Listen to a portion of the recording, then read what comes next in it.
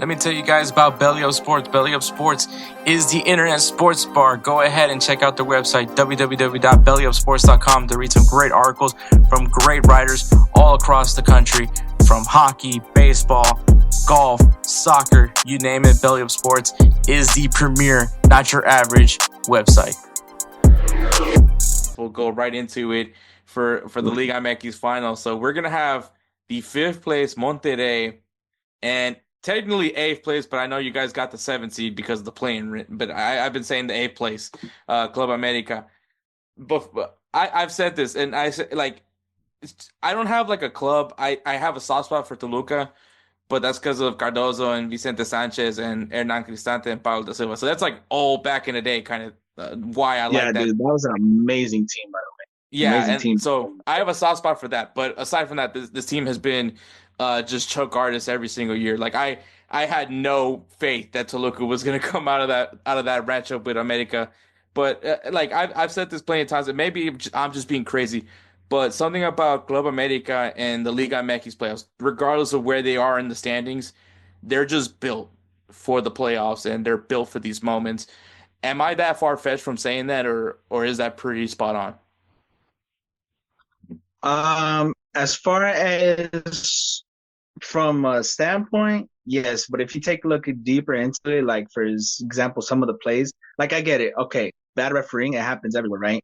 But it seems like the media is really attacking on the America and like, for example, this past game versus Cruz Azul, there was the kickoff goal, pretty much kickoff penalty that never should have happened, and I agree with them. As an American fan, I agree with them. That should have never happened. But then they started talking about the elbow to that Rodrigo Aguirre gave, which it really wasn't an elbow. He went up for the jump and he won the ball. That's pretty much it. And then inside the penalty area, Chiquito Sanchez, massive dive. He dove, he acted it. But even if he didn't act it, they still pushed him to the ground. So that was a pen. However, at the end of the day, right, what people see is that it affects America in a positive way. And that's just one instance. But when it comes to their club, when you point it out for them, right? No, right? It's all fine and then at the end of the day, from my perspective, from what I'm seeing. But as far as America being one of those teams that just somehow makes it out, yeah, they are. Yeah, I mean, and trust me, as someone that's a Real Madrid fan, I have to hear it all the time about VAR and all that. So, I totally get that sentiment. I think it's once again when you're the historically the most successful team in the league, and I mean, Club America is, and even, not even going from the past, like even more recently, they've been always the one of some of the top teams in Liga MX, but because they are so, and I mean there's no other like I watch Univision. They don't hype up any other team like they hype up America. It's maybe a little bit insane, but also because there's so many Club America fans. Like I think they're very much across the U.S. There's a lot of America fans, and some of them aren't even Mexican. I know some Salvadorians that root for Club America as well. But yeah, man, I mean, when you look at these teams, fifth place Monterrey and 8th place Copa America, America 8th place in Liga MX, a record of 8-3-6. That may seem like not a lot of games, well, because they played basically half a season. Um, this year they had 27 goals, 21 goals allowed, 6 goal differential. Their pathway, which they had an extra game going into this one because they played that playing round against Tijuana. They beat them in pens, then handled Toluca 4-0 on aggregate, and then just a dramatic 4-3 victory against Cruz Azul. Um, like I said, man, this team is now going into the third straight final. They're going for a three-peat, which me and Edward have said it constantly on this podcast. It is difficult to repeat in Liga MX, and as we said that this it just happens to be the same period where we have Atlas going back to back, and now America going for a three-peat. So what the fuck do I know? And it's insane about America. But um, going into the season for you as an Americanista, did you even think this team would be able to get to their third straight final? It might sound like kind of egotistical when it comes to it. In the beginning, in the very beginning, I thought, Yes, because we're keeping the same coach. We're pretty much keeping the same players. We added a few players as well too, like for example Rodrigo Aguirre. Even though at Monterrey he didn't play as much, he didn't get as much goals, but for what he played, he put up the stats. We had, I think Chavaito was already there, but he was injured most of last season, and then I mean he just got recently injured. But when he started playing, he played like how he played for Feyenoord. Like he was an amazing player. He benched Zendejas at a certain point in the Liga. So I was like, you know what? I'm confident. And then I see that the coach puts in Nestor Araujo in the back. I'm like, okay, yeah, the league is fucked for us. Like, no offense, but Araujo, God, he's not a good player at all. No, I get that part. But yeah, I mean, America's here. The other team is Monterrey, another, I would say, well-known team from Mexico. Part of a very big rivalry with Tigres. They finished fifth in Liga MX. They had a record of 9-4-4, 26 goals this year, 19 goals allowed, 7 goal differential. So not that far apart from America. And they defeated Puma 6-3, and then also beat Atlético San Luis, which I guess you could say were like the darlings of this season, beating them as well 6-3. Monterrey, I think it's a weird team. They can beat you close, but then they can just blow you out, which I think we saw prime example was in these two matches with Pumas and San Luis, where they had the games where it was pretty quiet, and then the goals just started pouring in. When you look at Monterrey, man, like, is there anything that worries you about them? Versus I would say America's counterattack. Anything that would worry me from Monterrey is if they're in a hot streak. And in general, right, in recency bias, Monterrey has been the verdugo del América, meaning they've kicked them out of liguillas and stuff like that. I mean, we have two, but from my memory, Monterrey has kicked us out more times than America has kicked them out. Okay, so it's just a team that is like a massive thorn to America. Like Toluca, like Pachuca, like a few others. But yeah, they are a massive thorn. So you said when they get hot. But what's like their what would you say is like their biggest strength as a team? Ah, it's just a lot of names that are actually working, cohesive, like big names that are working, that are cohesive as well too. Like I'm not saying that America doesn't have the players or star quality, but think about it. Jesus Tecatito Corona on the bench, right? With how good he is, he could be starting for any other Liga MX team, but he's on the bench for Monterrey. They got Oliver Torres. They got um the guy from Betis. I'm drawing a blank here, but they got Oh, him. Sergio Canales. Yeah, Sergio Canales, Berterame. Like these are big names from the Liga MX. Like they're a very dangerous squad. And then on top of that, coming off the bench, you got Superman Brandon Vasquez, to finish it Exactly. off. And yeah, Mr. Soon to be San Jose, according to rumors.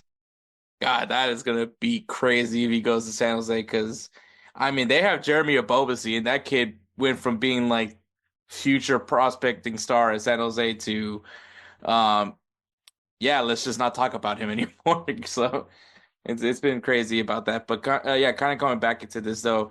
Um, yeah, man. I like Monterrey when they score in bunches, and I've seen games now where you've had players have multiple go. I mean, Oliver Torres, like which banger of a goal that he scored in the 85th minute mark. I remember that goal. That was a really good one. Um, but I mean, with America, so obviously the first leg, which is going to be on Wednesday, which is when this episode drops. Uh, no Rodrigo Aguirre, right? He's out for a red card. Um, is that a worry? Or I mean, obviously Martin's going to be the guy that starts for America up top. But do you feel like Rodrigo could that be the opportunity for Monterrey to take advantage of it?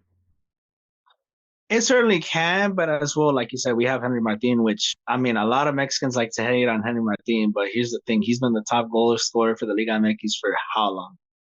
Pretty long time. And you like they say, oh, tap-ins. tap-ins, whatever. I mean, they forget that he brings down the ball, he looks for the plays, just like some of their favorite strikers. Need I mention Chicharito Hernandez, right? Need I mention Berterame, right? But we do have him. We have Ilian Hernandez, which he hasn't been too high ever since he left Pachuca. But if he gets one good game, boom, he's a very good sub. So, like, is he a piece that could definitely go up against Monterrey? Yes, because of the revenge factor, because he's a very good striker. However, we will have him for the Vuelta. He will be there. He might even start. So, as far as that goes, not too worried. All right. So obviously, last time these two faced off, it was a 2-1 win for America. That was back in October. Um, how do you feel this turn? It's prediction time. How do you feel this game pans out? You can go game by game prediction, or you can just say who you think is going to end up winning the 2024 Apertura.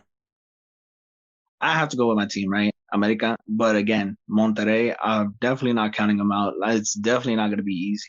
Again, it's going to be very difficult, especially since they've been the better team during the league, even though we have beat them. But America is made for these games, as we've seen in the past, right? Cruzas, like if we're talking about going goal for goal, band for band, pretty much, right? America can compete. They just eliminated the leader and probably the most dangerous team from the Liga MX Cruz Azul right now. Give it a polemica or not, but they eliminated them and outscoring them. So as far as taking it to Monterrey, we definitely can take it to Monterrey, and I think we will win. We'll win the ida, probably like maybe 3-1, and then they'll win the Vuelta like 2-1, and we'll take it with like a close. It's gonna be very close though. Yeah, I think for Club and when you talk about that second leg for Monterrey, because that's when usually things start getting more goals are piled on for Monterrey is in that game when they do get to play in the Rayados. And I think that that's a good point to mention. But I mean, when you look at Club America, I mean, you mentioned beating the best offensive, best defensive team in Cruz Azul, but they also silenced the team that had the leading goal scorer, which was obviously Toluca that had Paulinho. So I mean, clearly, whatever you did in the regular season does not matter to Club America. Hell, their place in the tournament, they're eighth place team, and they got the seventh seeds. So they frankly just don't care about what happened in the regular season. I think the first leg is going to be a very tight contested. I think same kind of you kind of see the pattern with Monterrey, right? And I think same thing you say for Club America.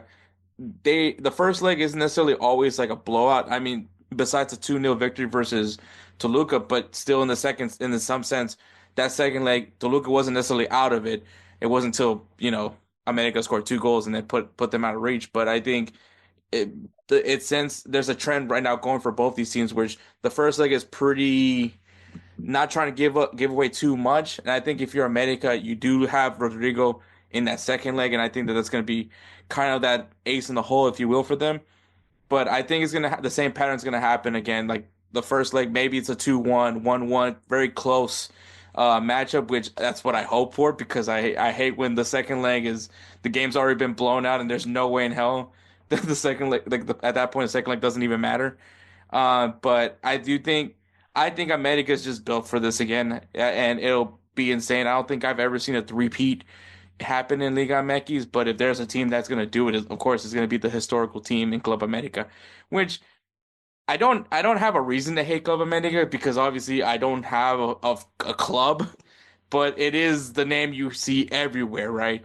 But yeah, I think this team is just good. They're just built for this. Monterrey, yes, they have the stars, but I've seen them also disappear playing times. And I think when it comes to the playoffs, America, they've shown out time and time again. So I'm going for Club America to also win their third straight, which I don't know how many titles are they at now. I think maybe like 13. So Damn, I think it's 15 with this one. I mean, I've lost track because honestly, I've been focused on MLS because LA Galaxy is pretty much coming back. I was like, you know what? I'm getting bored of the Liga MX. America just keeps winning. Like, okay, yeah, I'm gonna support them no matter what, but at the same time, I'm just getting tired of the same old being repeated. And then I see them like they're not doing so hot. So I'm like, okay, you know what? Let me pay attention to this real quick. Oh, boom, they make it to the play-in. Boom, they make it into the league. Okay, I'm kind of tired of this. It's the same. I'm like, I'm not trying to sound cocky. It's just the Liga MX is so dead now. Yeah. Without the relegation, like Hmm. with the relegation battles, you see teams like Atlas, Mazatlan not giving a shit, and it's like, dude, you're drying up the sport that most Mexicans love.